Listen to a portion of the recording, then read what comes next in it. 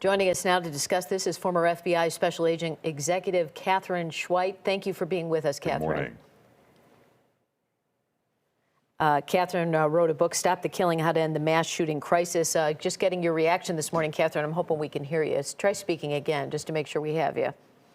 Hi, are you there? We can hear you now. Yes, okay, thank you. I just want to get your reaction this morning, hearing this 43-year-old man not affiliated with the university involved in this.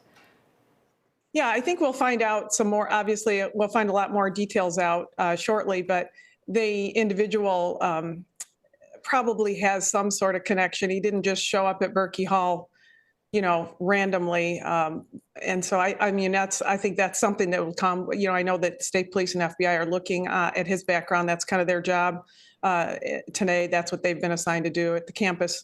It's more like trying to piece the campus together. It's a sad situation. I'm a fellow Spartan. I went to Michigan State University. So, go green. And for all my fellow Spartans out there, they're saying go white.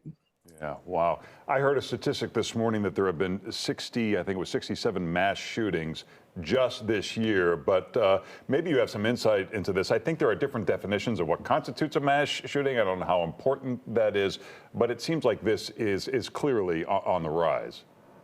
Well, these kinds of shootings are on the rise, but not necessarily on school campuses. But we've had some very unfortunately celebrated incidents over the last couple of years. So I know there's a lot of numbers out there, and I would kind of urge everybody to not look at those numbers and say those are definitive answers.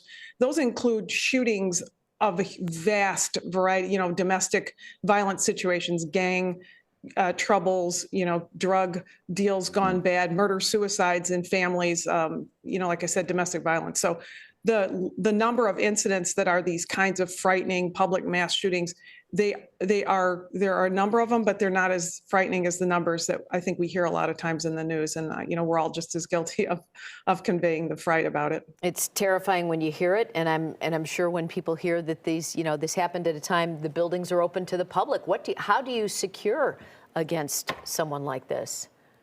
Well, I think that's a great question because it isn't a question of securing the buildings from it. We saw that at Virginia Tech. The shooter went to my kids' high school here at Virginia, and the schools are going to be open. The public places are going to be open, and they continue to be open. But the shootings, the way that we guard against that is prevention efforts, and then for law enforcement response. And the response here was textbook perfect at Michigan State. I'm proud of my fellow Spartans and the way that the law enforcement around the community and the community itself at Michigan State responded. But how do you prevent it? Prevention is really up to us. Law enforcement is the last one who's going to get the tips about somebody who might be on the edge of doing targeted violence. So it's really the citizens who are around that person who see things and report them. It's the classic see something, say something that we've been using and talking about since 9/11.